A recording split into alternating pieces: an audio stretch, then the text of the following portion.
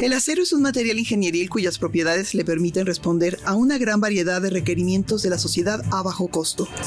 Este material se ha usado ampliamente en la industria de la construcción, la industria química, militar, automotriz, así como en objetos que se usan en la vida diaria. En el caso específico de la industria automotriz, se ha promovido el estudio y desarrollo de los aceros avanzados de alta resistencia, ya que estos están orientados a cumplir con los nuevos requerimientos internacionales para garantizar la seguridad de los usuarios de automóviles ante choques, así como del cuidado del medio ambiente. De manera representativa, los aceros de primera generación comprenden los aceros denominados martensíticos de doble fase, de fase compleja, ferríticos vainíticos y los de plasticidad inducida por transformación. En el caso de los de segunda generación, se encuentran los aceros de plasticidad inducida McLage. Finalmente, en fase de desarrollo, están los de la tercera generación, definidos por el tratamiento de temple y partición, o mejor conocidos como aceros QIP. La diversidad de las microestructuras obtenidas en los aceros avanzados facilita alcanzar una importante variedad de comportamientos mecánicos, en términos de la relación resistencia mecánica y ductilidad. Es por ello que, para lograr esta diversidad, es necesario diseñar apropiadamente la composición química de estos aceros. Cabe resaltar que los elementos de aleación y microaleación permiten explorar rutas de acondicionamiento microestructural complejas basadas en las transformaciones de fases, procesos de recristalización y de la precipitación de segundas fases.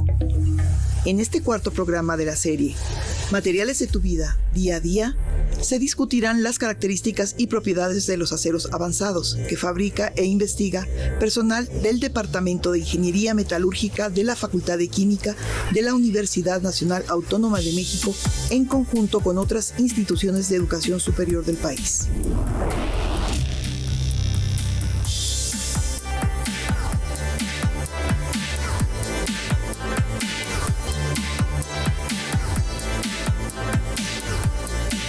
Bienvenidos sean todos ustedes a este cuarto programa de la serie Materiales de tu vida, día a día. En este cuarto programa vamos a hablar de los denominados aceros de tercera generación de alta resistencia mecánica. Este programa está en colaboración con la Coordinación de Universidad Abierta, Innovación Educativa y Educación a Distancia, CUAYED, y la Facultad de Ingeniería de la Universidad Nacional Autónoma de México. Para conducir este programa, como ha sido ya tradicional en esta serie de diversos programas, me acompaña gratamente la maestra Claudia Margarita Pérez Ruiz, que es académica y psicóloga de la misma Facultad de Ingeniería. Maestra, muchísimas gracias por acompañarnos. Hola, me encanta estar aquí hablando de cosas que parecieran ser muy técnicas y cómo hemos ido encontrando la manera de darle soporte a quienes hacen uso de todos estos materiales. Muchas gracias. Y tenemos como invitado al doctor Antonio Enrique Salas Reyes, del Departamento de Ingeniería Metalúrgica de la Facultad de Química, quien es el especialista que precisamente nos viene a hablar sobre estos aceros tan característicos que vamos a empezar a discutir. Enrique, sí. Muchísimas gracias. Pues muchas gracias a ustedes por la invitación. Aquí estoy con todo el gusto del mundo para poder ahondar, digamos, de manera general lo que compete para el desarrollo de nuevos materiales, ¿no? Que siempre es la finalidad que perseguimos en las universidades, y de poder contribuir de dos maneras a la sociedad. Una de ellas es facilitando el uso de los materiales, y por otro lado que ese mismo uso se vea reflejado en lo que actualmente es una preocupación: la contaminación ambiental. Ya hablaremos de eso un poco más a detalle, pues muchísimas gracias. Les comento que tenemos datos de contacto. En pantalla aparecerán precisamente tanto los números telefónicos como correo para que ustedes nos puedan hacer llegar sus dudas, no solamente de este programa, sino de los anteriores, y posteriormente nosotros les contestaremos en la medida de lo posible. Y pues la verdad, vamos a empezar. Tenemos mucha información, por suerte, como cada programa, y pues la verdad, Enrique, entremos en materia, si te parece. De acuerdo. Aunque la cápsula ya lo definió un poco, me gustaría que nos ahondaras un poco más, básicamente en dos cuestiones. La primera, ¿qué es un acero de alta resistencia mecánica comparado con los tradicionales, los convencionales, para que sepamos la diferencia, y por qué se llaman de tercera generación? Sí, de acuerdo. Los aceros de alta resistencia están definidos por unas características que tienen que cumplir cuando los materiales están en uso. El término de alta resistencia, en el término de la ingeniería, supone que debe de superar un valor mínimo para que pueda ser considerado así en resistencia mecánica, ¿sí? Entonces ese valor es por arriba de 500 megapascales. Es una cantidad de carga que debe de soportar el material y no fallar, que no se fracture, ¿verdad? Que es lo que uno pues siempre está preocupado, que el material no vaya a descomponerse, como dice el término coloquial. Por otro lado, de tercera generación, pues son una nueva gama de aceros que están siendo desarrollados actualmente por muchos grupos de investigación a lo largo del mundo, los cuales tienen características muy diferentes a las de los aceros más comunes. Por hablarte de una varilla, de un clavo, de un alambrón recocido, no se comparan para nada en sus características que los definen.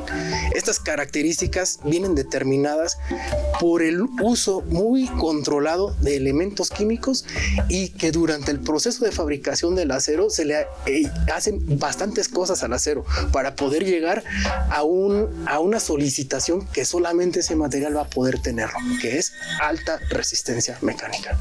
Yo creo que lo que comentas, para nosotros que somos del área de ingeniería podría quedarnos muy claro que es alta resistencia mecánica, pero para que la gente lo vea aplicado, ¿cómo podríamos decirles qué es una alta resistencia mecánica? Sí, por ejemplo, vamos a tomar el caso del alambre recocido. Nosotros en cualquier momento hemos tenido pues la oportunidad, ¿no?, de manipularlo porque lo ocupamos para alguna cosa, para sujetar, para hacer amarres, y ese acero, que es un acero convencional al carbono, de los más simples, tiene esa característica de que se puede manipular, doblar, ¿sí?, a la forma que uno prácticamente desee que se haga. Pero la resistencia es cuánto va a soportar el material antes de fracturarse, de llegar a la ruptura, es muy bajo. En comparación, los aceros de alta resistencia cumplen esas dos funciones al mismo tiempo, tratando de elevar la resistencia. Cuando tú le estás cargando, vamos a decir a tracción, que lo jalas, la acción es estirar y el material va a soportar de manera apropiada, según como se haya diseñado, antes de fracturarse, pero también se va a alargar una cantidad significante. Esas características son las que se están explotando en la industria, cualquier tipo de industria, para poder elaborar pues lo que nosotros día a día usamos en nuestras casas, en las escuelas, etcétera. La verdad es que más adelante vamos a hablar de este punto de las aplicaciones que hay, pero yo creo que lo que comentas es lo que tenemos que entender. Estirarlo, que se llama traccionar, eso es una parte de la resistencia mecánica, pero también un golpe súbito, que ya hablaremos más adelante, pero también eso es parte de la alta resistencia mecánica, ¿no? Que el momento en que viene un impacto externo a un componente, este material, como dices, se alargue, se haga como papel, pero que no se fracture. Ajá, los materiales, bueno, en el caso de los aceros, están caracterizados por tener ciertos comportamientos. A eso pues le vamos a atribuir la parte de las propiedades mecánicas. Y tienes mucha razón, la parte esta de cuando dos materiales chocan entre sí, es también muy importante. Se le conoce como absorción de energía. En la ingeniería pues es la tenacidad, ¿verdad? Pero todos hemos estado expuestos a estas experiencias de cuando golpeas un objeto y el objeto puede responder de dos maneras, una que no pase nada y otra que se vea modificada. Bueno, vamos a decirlo de esta manera, principalmente su forma geométrica, ¿no? Que cambie de la forma. Si una pieza cambia de su forma geométrica, se puede estar expuesto a que suceda un accidente. Si son pues piezas muy, muy delicadas, ¿no? Que trabajen en algo.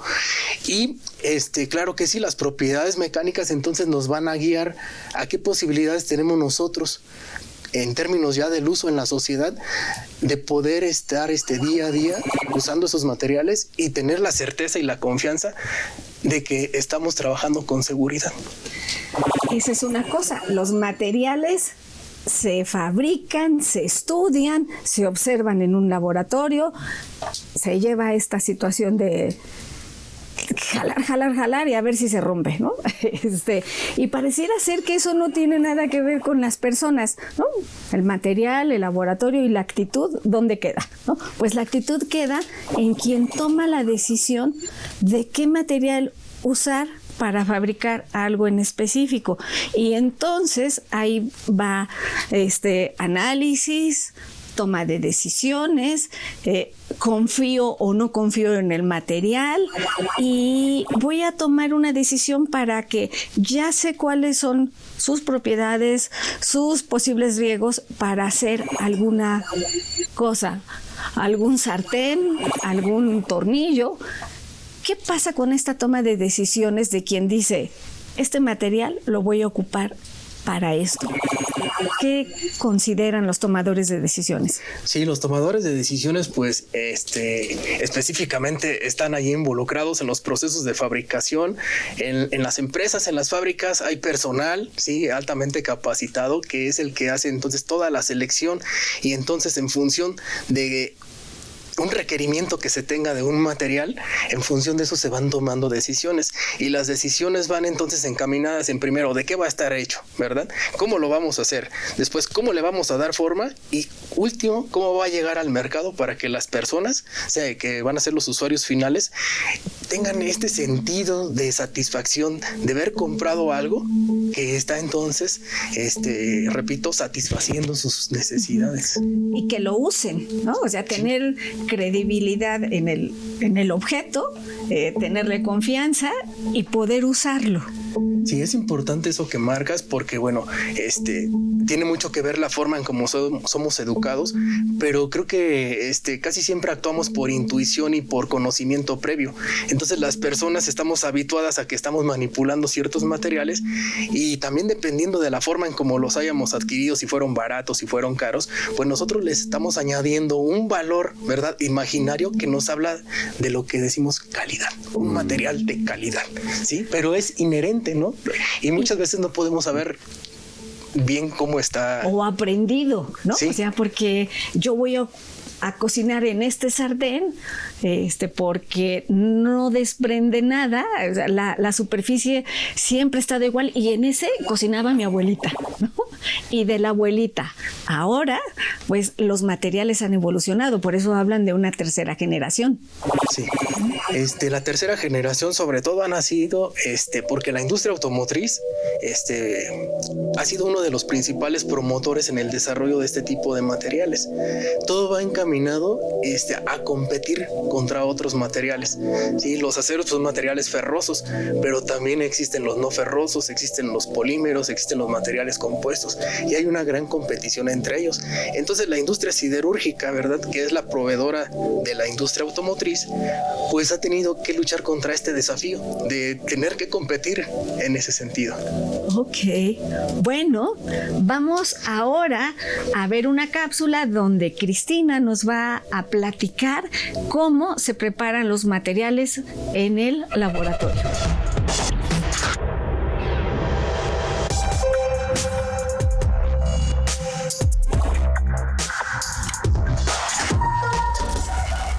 En el equipo de trabajo del Dr. Salas trabajamos con aceros avanzados, como por ejemplo aceros de fase compleja, aceros de baja densidad, TWIP, entre otros.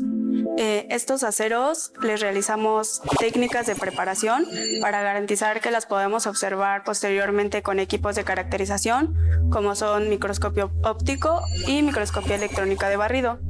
Estos equipos lo que nos permiten, va a ser darnos información acerca del procesamiento del material y también del comportamiento del mismo.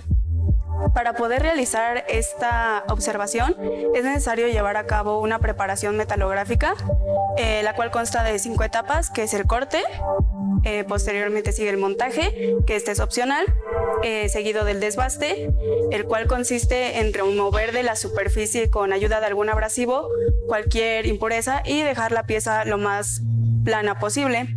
El corte y el desbaste es muy importante, ya que se debe evitar inducir la deformación del material, así como de sobrecalentar mucho la pieza. Posteriormente del desbaste sigue el pulido, que consiste principalmente en retirar cualquier línea que haya quedado del desbaste y también producir una superficie lisa que sea reflectante para poderla observar hacia los microscopios. El pulido puede ser grueso y fino, y el fino nos ayuda a penetrar más sobre el material para poder retirar cualquier material ajeno que se quedó en el material. Y se realiza principalmente con diferentes abrasivos y paños de diferentes materiales. En el equipo de trabajo trabajamos con alúmina, con pasta de diamante y también con sílica. Finalmente, para poder garantizar que la pieza esté muy limpia, realizamos un baño ultrasónico durante un tiempo de entre 15 a 20 minutos para así poder retirar cualquier resto del abrasivo que haya quedado durante la preparación. Posteriormente, para poderlas observar al microscopio, es necesario realizar un ataque químico. Este lo realizamos con diferentes reactivos y generalmente los hemos modificado para poder así obtener la información que a nosotros nos interesa, como revelar así las fases más importantes y encapsular otras que no son tan relevantes.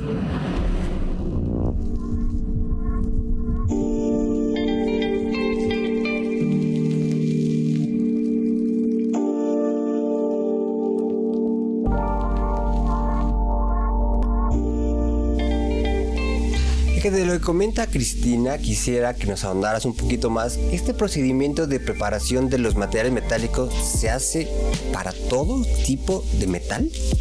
Sí, se hace para todo tipo de metal, pero únicamente en condiciones de laboratorio y bajo un procedimiento normado.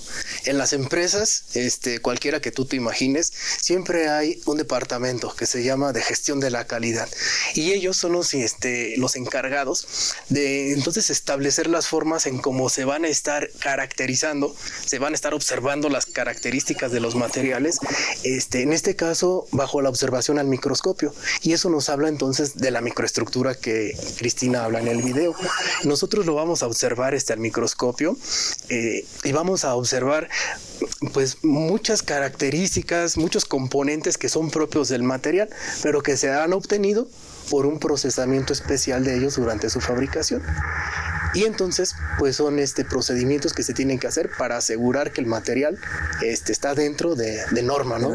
Comentaste algo muy interesante. Aunque esta cápsula fue grabada en el Departamento de Ingeniería Metalúrgica, yo creo que hacer énfasis de que este procedimiento se hace igual, de la misma forma, en la misma industria. Claro. Realmente las condiciones, las normativas que se tienen que seguir son las mismas, inclusive los equipos pueden ser exactamente los mismos. No hay ninguna diferencia en que tú llegues al área de gestión de calidad y tengas la misma pulidora, la misma devastadora, porque es algo que, como dices, ya está bajo norma, ¿no?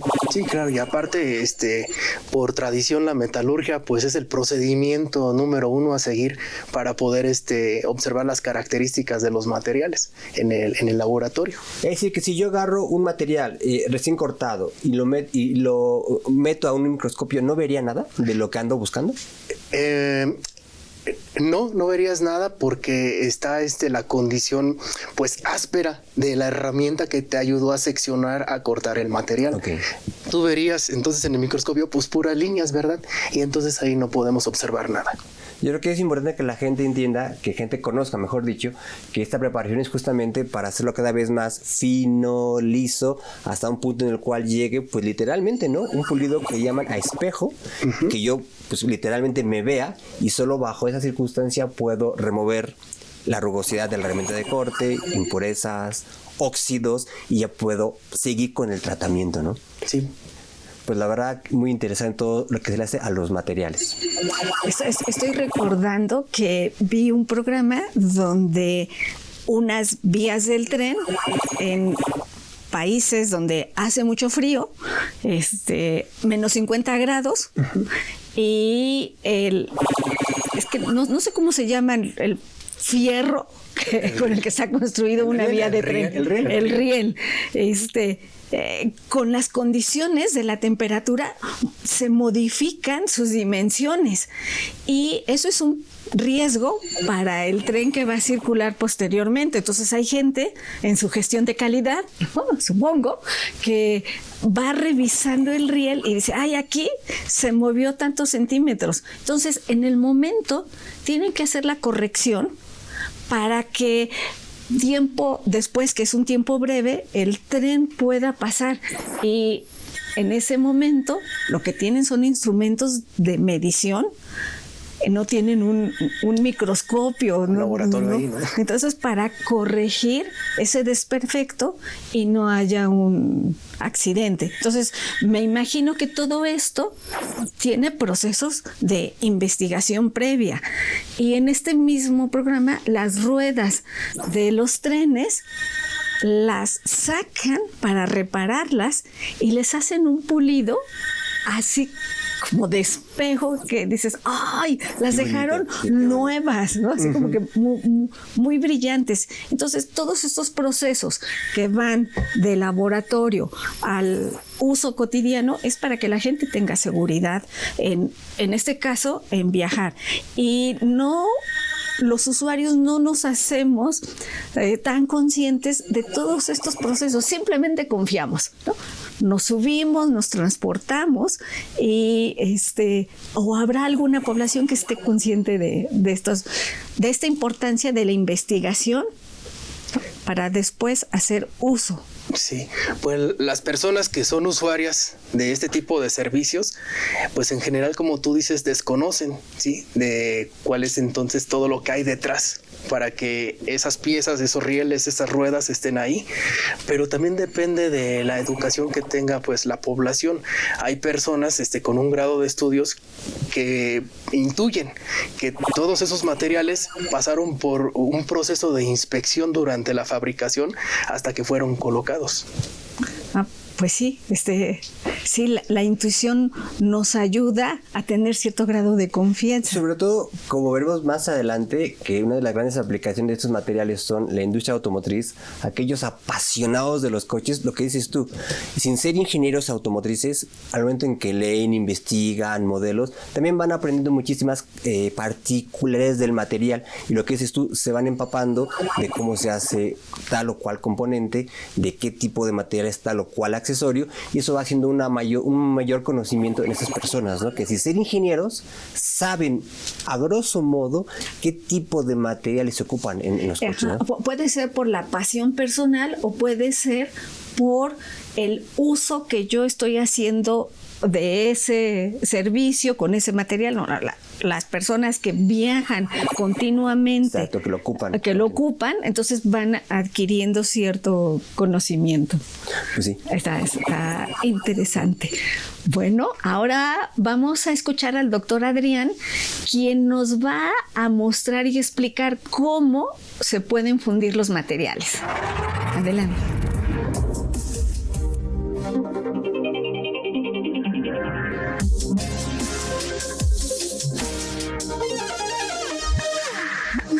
Los aceros avanzados se fabrican en hornos de inducción al aire.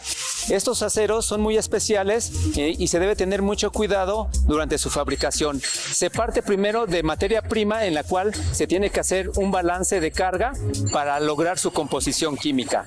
Se tiene que aplicar también la técnica de fusión correcta para poder obtener sus propiedades mecánicas, y también para fabricarse se tiene que precalentar ollas donde este material que va a salir del horno se va a vaciar en estas ollas de transferencia para posteriormente trasladarse al área de vaciado, donde se tienen listos los moldes que se fabrican para obtener las piezas deseadas. Y esta técnica debe ser muy cuidadosa para evitar que presente inclusiones durante su fabricación, que es muy crítico.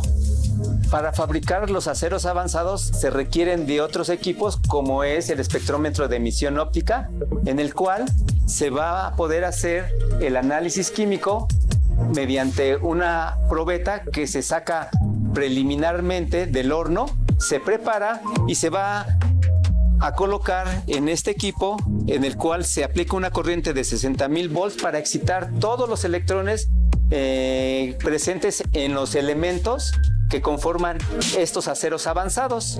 Una vez que se hace este análisis, se van a presentar aquí los elementos presentes en ese acero avanzado, pero previamente se tiene que calibrar el equipo para obtener una composición precisa y garantizar que va a tener la composición en base a una norma o la que se requiere para hacer esta investigación.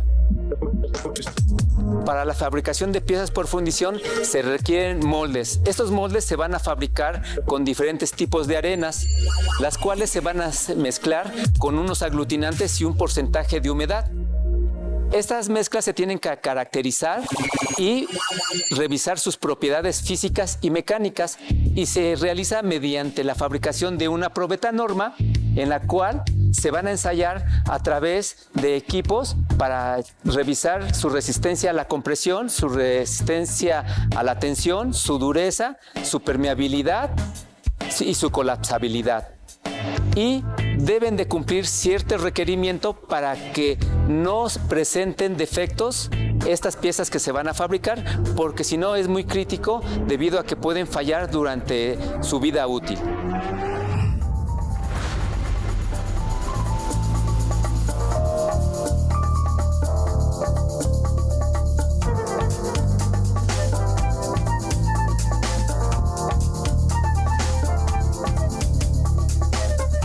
De lo que comenta el doctor Adrián Enrique, me gustaría que nos ampliaras acerca de la infraestructura que tiene la industria.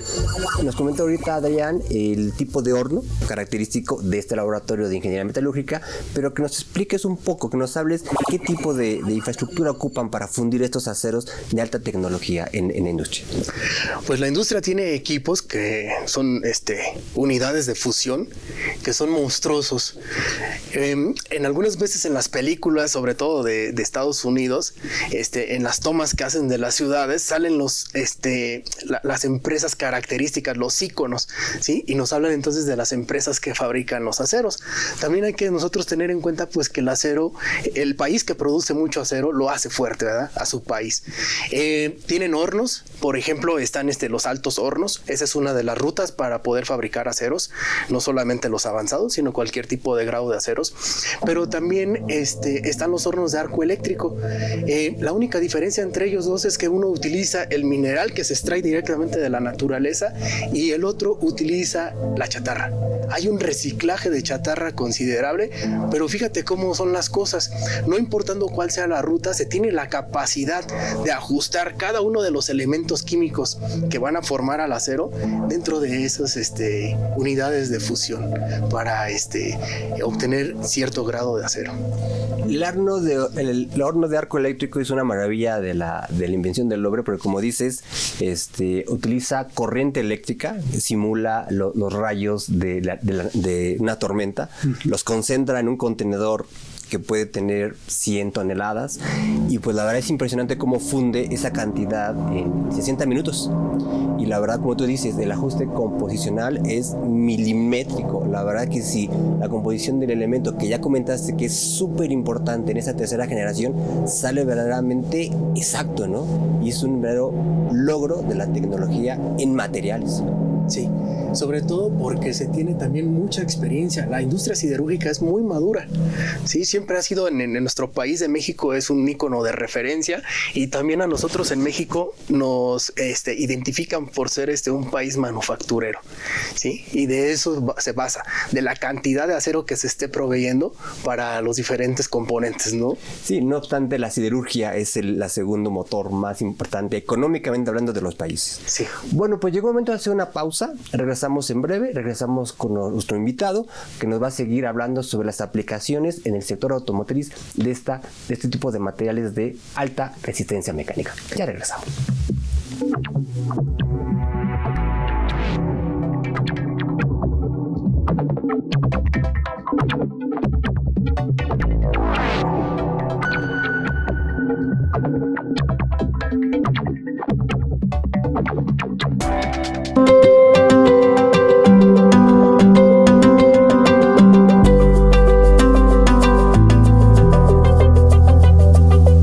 Ya estamos de regreso. Les recuerdo que estamos en la serie de materiales de tu vida día a día. Estamos en el cuarto programa. Estamos hablando precisamente sobre los aceros que se llaman o se denominan de tercera generación, que tienen la particularidad de ser materiales de alta resistencia mecánica. Les comento que, les recuerdo mejor dicho, que tenemos datos de contacto que aparecen abajo de la pantalla para que nos llamen o bien nos escriban y nos puedan hacer comentarios de lo que hemos estado hablando de este programa y de los anteriores y que posteriormente nosotros les contestaremos.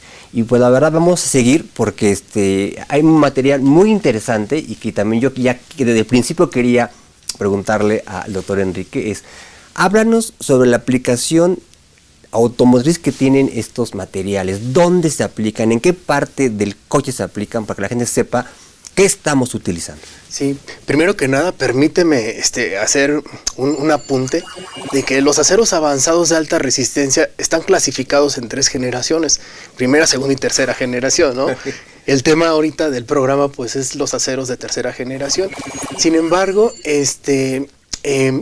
los automóviles actualmente están construidos con más del 50% de aceros avanzados, sobre todo de la primera generación. Y esto repercute sobre todo en la competición que hay de materiales. Fíjate, por ejemplo, nuestros abuelos o así lo pudieran decir, ¿no? Las personas más grandes o que tuvieron esa experiencia, que los automóviles de antes eran duraderos, ¿sí? Eran unas máquinas. Chocabas y no le pasaba nada al automóvil. Sin embargo, con el paso del tiempo, se han ido sustituyendo tipos de materiales. Ya no solamente son aceros, ¿no? O materiales metálicos, sino ahora viene la incorporación de polímeros, de materiales compuestos. Podemos decir que en el caso de los polímeros, en los años de los 30, cuando el automóvil se empieza a comercializar como tal, podemos hablar un dato cercano, ¿no? Un 5% de entre las mangueras, los cojinetes, las fundas que se hacían para hacer lucir el automóvil. Y ahora pues ha ido desplazando, ¿sí? Partes fundamentales de metal, los polímeros en un 30%, por decirte un dato. Y como comentamos ahorita en la pausa, no es que se hagan coches de plástico, no es que la tendencia, pero más bien son materiales que están probados en que si se les implementa materiales poliméricos van a resistir o tienen las demandas mecánicas que se requieren, ¿no? Pero en el caso de los materiales avanzados de tercera generación, ¿qué partes podríamos identificar que nos puedas decir que ya eso es un hecho que se están incorporando? Sí, pues repito, los aceros de tercera generación, que son los aceros de temple y partición o simplemente aceros QP, son unos nuevos desarrollos que se están haciendo. Inicialmente esto surgió en Estados Unidos con el profesor John Spear allá en Colorado School of Mines, y él fue el que patentó como tal el proceso. Y son unos aceros muy diferentes a los que existen en el mercado. Por eso todavía están en fase de desarrollo. Pero las aplicaciones son potenciales. Pueden estar instalados en aquellos componentes de los largueros de seguridad para los chasis, como son, por ejemplo, las partes o barras de protección que se le llaman pilar A, lo que está al frente del automóvil del lado lateral, los pilares B, que son los que dividen a las puertas en el caso de los carros que tienen 4 puertas, y los pilares en C, que son los que dan a la cajuela, ¿sí? También fíjate que hay algo muy importante, la seguridad de las personas. O sea, esta es la filosofía que trae la industria automotriz, ante nada la seguridad de los usuarios. Para poder comportarse un vehículo de manera satisfactoria ante la experiencia, ¿no? Que puede ser muy traumática de un choque, el automóvil está protegido con unas barras internas. Nosotros no lo vemos, lo único que vemos del automóvil es la hojalatería, ¿no? Lo que le da la parte estética, ¿sí? Pero adentro de todo eso existen estos componentes que son de alta resistencia, y entonces en un impacto lateral van a absorber toda la energía, por supuesto que se van a deformar, ¿sí? Pero las personas en la cabina van a permanecer, o sea, la idea es que sean ilesas. Sí, como tú decías hace rato, los coches hace 50 años, iba esos coches enormes, chocaban con un poste de luz, el poste de luz se caía, el coche apenas le pasó algo y la persona muerta, ¿no? Sí. No sé si a ver de qué sirvió que el coche no le pasó nada, ¿no? Y es un desarrollo impresionante. Bueno, pues fíjate que entonces ahí radica la importancia, ¿no? De lo que en primer lugar se hace a nivel de investigación en las universidades, y la otra, la promoción y el apoyo que se tiene con las fábricas, las empresas que utilizan esos materiales, ¿sí? Por supuesto que ha ido regulaciones en el tema de la industria automotriz, hay muchas regulaciones para poder atacar, digamos, estas preocupaciones. Y no solamente tiene que ver con sustitución de materiales, ¿sí? De materiales más inteligentes, por decirlo de esta manera, sino también que hay otros sistemas de seguridad que se llaman activos, ¿sí? Y que tienen que ver con toda la electrónica y todos los sensores y de estabilidad del automóvil. Entonces imagínate cómo se están mezclando todas las ramas del conocimiento para que el usuario final tenga una experiencia excepcional. Y una seguridad, ¿no? Y una seguridad. Hablan de la resistencia del material, la resistencia del coche. Y hace un momento hablabas de las películas, entonces en las películas de acción donde los coches vuelan, ¿no? Agarran velocidad y luego caen como gatos, ¿no? Con las 4 llantas y al conductor no le pasó nada. O giran, ¿no? Y cómo los usuarios de los coches pueden hacer una separación de lo que se muestra en las películas, que si bien es cierto que la tecnología protege a los miembros, a las personas que van adentro del coche y no se expongan a situaciones que pudieran caer en la negligencia y generen emociones negativas, ¿no? Que al contrario tengan una experiencia de uso satisfactoria con seguridad. ¿Cómo le hacemos? Pues mira, en las películas lo que se trata de hacer es atraer la atención, ¿no? Del público al final de cuentas para que vean la película. Y entonces todo está en una realidad que no existe. Nosotros al conducir aquí en nuestras carreteras normales y comunes, ¿no? Los autos están expuestos a unas condiciones bajo las cuales es muy difícil que puedan acelerar a todo lo que da y explotar todo el rendimiento del automóvil, pero hay que tener cuidado. Porque pues el hecho de que un automóvil esté en movimiento, ¿verdad? A la segunda ley de Newton, imagínate la fuerza con la que se está moviendo y para poder detenerlo. Entonces por eso luego pasan muchos accidentes. Muchas veces pueden ser por la negligencia misma de las personas. Fíjate que yo asistí a un congreso ahora en agosto en Querétaro que hablaba de la exposición de la industria del acero y las preocupaciones que tiene como tal la industria siderúrgica de aportar aceros de alta resistencia, está encaminada para la construcción de los autos autónomos. Porque ahora, fíjate cómo estamos en la sociedad, vamos con nuestros equipos inteligentes trabajando cualquier actividad, y ya no prestamos tanta atención, ¿no? En el caso de los conductores, pues tú te puedes dar cuenta cuando vas en el tráfico, ya no avanza porque ya se quedó en el teléfono. Entonces ahora esas son las tendencias a cómo los nuevos materiales van a proteger a las gentes que no van poniendo atención qué está sucediendo a su alrededor. Pues eso se oye interesante porque la investigación va en pro de que se siga usando los materiales, lo que se está haciendo. Se le agregan elementos, como dices tú, participan otras especialidades, otras áreas del conocimiento para proveer esta seguridad y que al final de cuentas se siga teniendo aceptación y se siga haciendo uso de ello. Y sí es importante separar lo que se puede hacer, lo que no se puede hacer. Y en la ciudad, pues así como esos velocidad que agarran en las películas, tienes razón, es difícil, ¿no? Sí, sobre todo porque nosotros tenemos regulaciones de tránsito. En Europa se escucha hablar que autos de alta gama, las autopistas permiten la velocidad que te dé el automóvil, ¿verdad? Sí, no hay límite. Y no hay límite, y bajo la responsabilidad de cada conductor, ¿sí? Pero nosotros aquí, por ejemplo, en México no tenemos esas libertades y nos tenemos que entonces acatar a los límites de velocidad permitidos en cada tipo de carretera o de autopista. Y dentro de la ciudad también, ¿no? Exacto. ¿No? Sí. Cuando estábamos en pausa nos comentabas, si puedes retomarlo, que el auto se puede dividir en 3 diferentes zonas, regiones. ¿Nos podrías decir un poco de esto para que la gente conozca cómo se clasifican estas regiones? Sí, claro que sí. Mira, nosotros vemos lateralmente un automóvil. Vamos a ver la parte frontal, vamos a ver la parte de la cabina y vamos a ver la parte trasera, ¿sí? La de la cajuela, la frontal donde está generalmente el motor. La parte frontal y la parte trasera son las partes más flexibles del automóvil, y la cabina, como su nombre lo indica, que debe de proteger y tener salvaguardas a las personas, es la más rígida, ¿sí? Entonces por eso el automóvil está en la selección de los componentes que le van a dar a la estructura para que se comporte a eso. Una de las cosas más interesantes que me acabas de decir del hecho de nosotros podernos exponer a un accidente es que muchas veces pues viene esta parte, ¿no? Tú que eres psicóloga de las personas, que tú con todo tu esfuerzo o con toda una ilusión adquiriste un automóvil de cierta gama, ¿sí?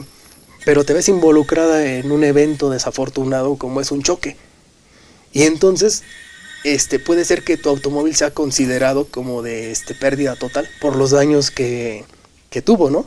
Entonces, retomando la separación de la parte frontal de la cabina y de la cajuela, los materiales fueron intencionalmente seleccionados para que eso sucediera, pero las personas de la cabina no les pasó absolutamente nada más que el movimiento, ¿no?, del choque. Y entonces, pues te puede dar tristeza porque tu auto ya fue declarado pérdida total, pero para la vida no hay precio. Es cierto, es cierto. No hay precio, pero como decíamos también, para la gente que tiene pérdida total, a veces significan tanto con el automóvil que también hasta entran en depresión, ¿no? Porque un bien propio que lo considerabas parte, una extensión de tu vida, se fue a la basura. Se perdió en la nada, pero es cierto, la vida prevalece, y cuando alguien tiene un accidente automovilístico, lo primero que dicen, ¿y tú cómo estás? ¿Estás bien? Sí, estoy bien, no me duele nada. Ya lo del coche, pues sí es una gran pena y habrá que volver a ahorrar. Sí, y por eso es importante que tengan asegurados sus unidades. Ahorita vamos a volver a eso porque eso es muy importante. Vamos a ver una cápsula con Fabiana Velázquez, nos va a hablar precisamente de qué equipos se utilizan en los laboratorios y también en la industria para inspeccionar el interior de los materiales. Vamos a que nos hable sobre un microscopio muy particular. Vamos a ver.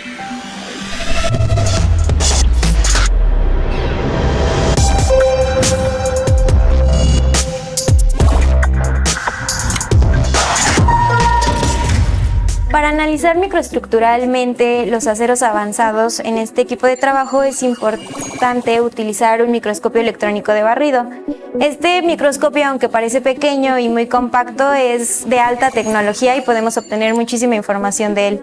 Podemos obtener hasta 300,000 aumentos, que imagínense, podemos ver la morfología de los ojos de una hormiga. Por lo tanto, podemos obtener diferente información, como ya les había comentado, ya sea con los electrones secundarios, podemos obtener información topográfica con los electrones retrodispersados, topográfica y de composición química. Por ejemplo, en las zonas más oscuras nos representan elementos químicos con menor número atómico, y las zonas más claras nos representan elementos químicos con mayor número atómico. Y también con la señal de rayos X característicos podemos hacer análisis químico puntual para saber la composición, como su nombre dice, puntual, sobre cuál es la composición o qué elementos existen en esa parte de nuestra muestra. Además, podemos ver la microestructura de nuestra muestra, podemos ver diferentes defectos que pudiera llegar a tener, podemos observar maclas, podemos observar muchísimas cosas que en conjunto nos hacen saber y predecir por qué es así, el porqué del comportamiento mecánico de nuestro metal, en este caso de nuestro acero avanzado.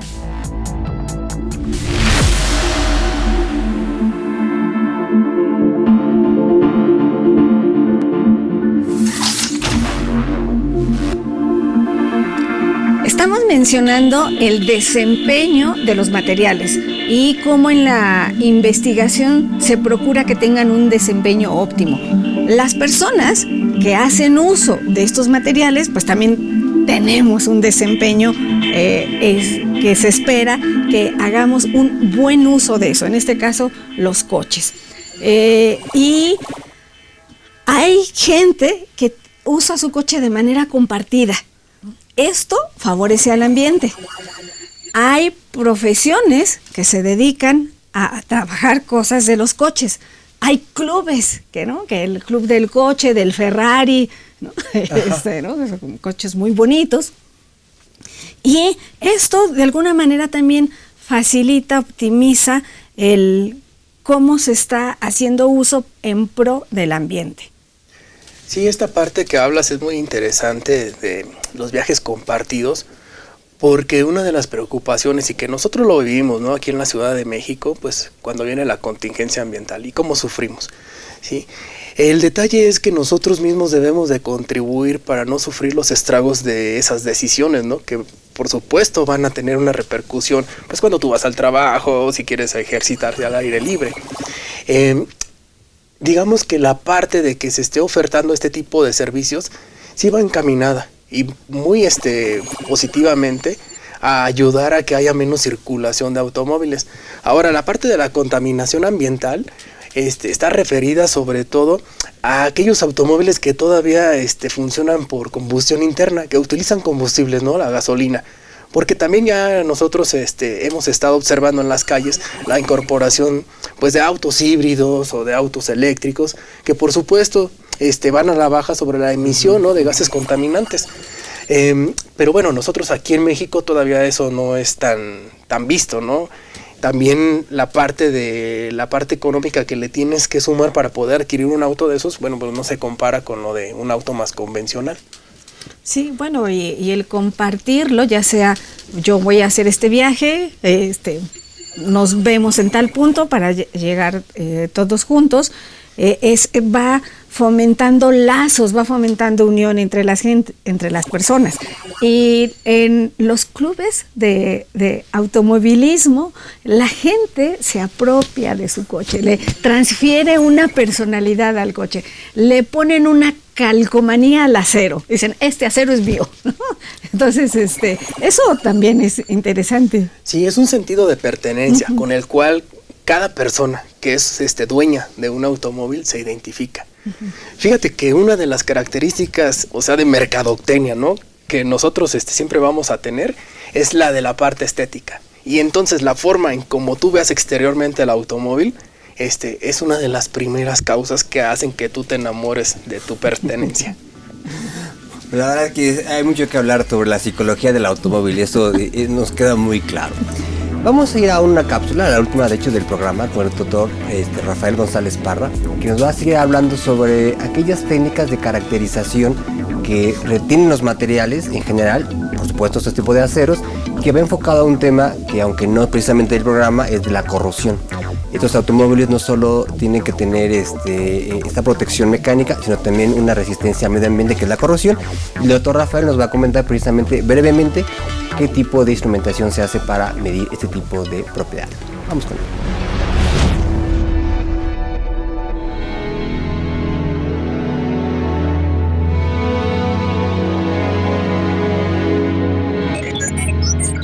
Los aceros avanzados con alto contenido de manganeso, que son aceros del tipo TWIP, son aceros que presentan excelentes propiedades mecánicas, una alta capacidad de deformación y también un bajo peso o una baja densidad.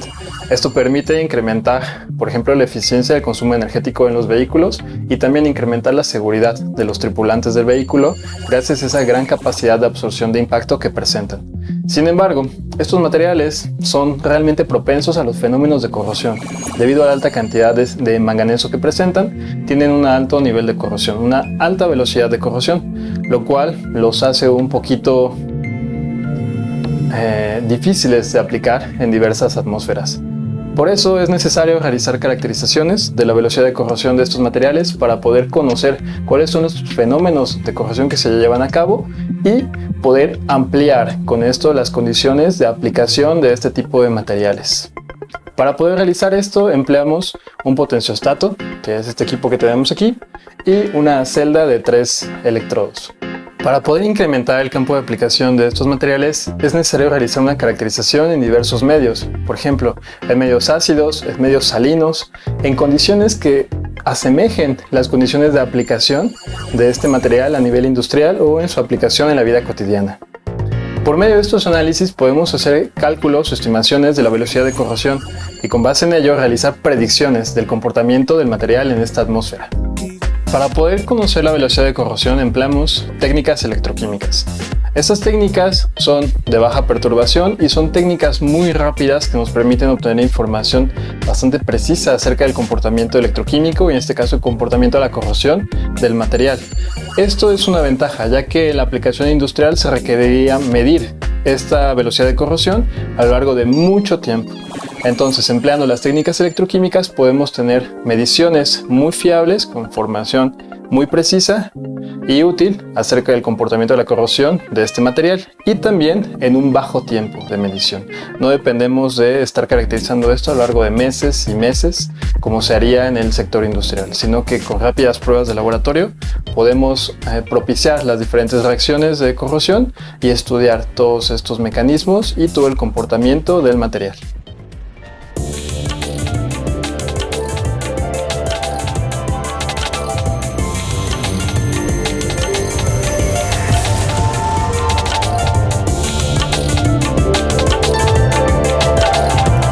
Pues ya estamos en la recta final del programa. Creo que hemos abarcado muchísimos aspectos sobre ese tipo de aceros y sus aplicaciones.